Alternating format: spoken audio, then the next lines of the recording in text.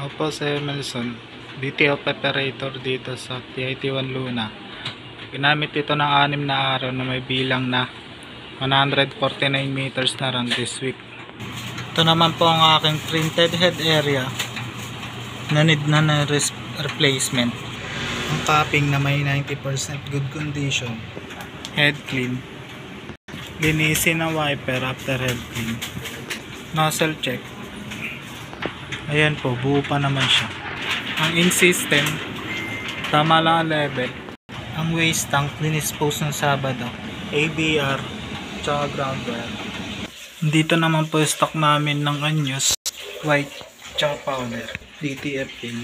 Ito naman po yung records na nagamit ng CMYK, pin, powder, black, yellow, magenta, cyan, white ink.